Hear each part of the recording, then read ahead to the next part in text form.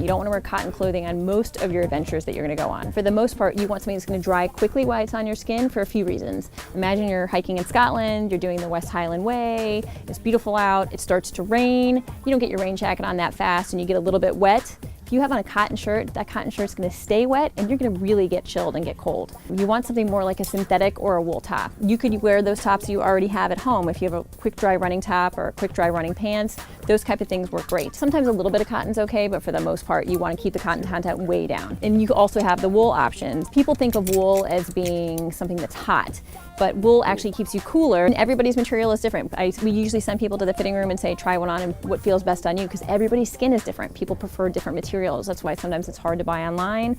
It's better to get it on your body, see what fits better, see what feels better to you. But the soft wool is really nice. It has that same thing where you can wear the same shirt every day and it's not gonna smell the same way a synthetic shirt does.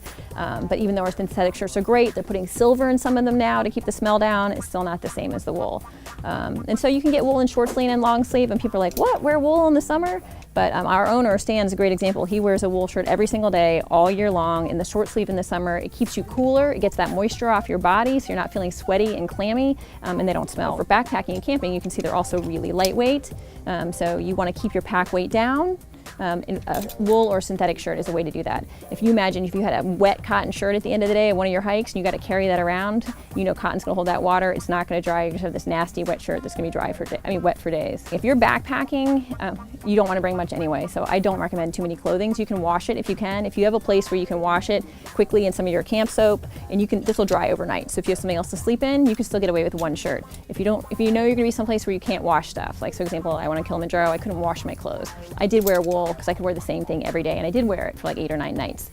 And it's a great example of something you can wear over and over again, and it's not going to smell, it's going to keep you warm, it's going to keep the moisture off you, it's going to dry quickly should it rain, and it's going to still insulate you. Even if it does get wet, it'll still have some warmth properties on these long ones that you can keep warm and not feel worried about getting a chill.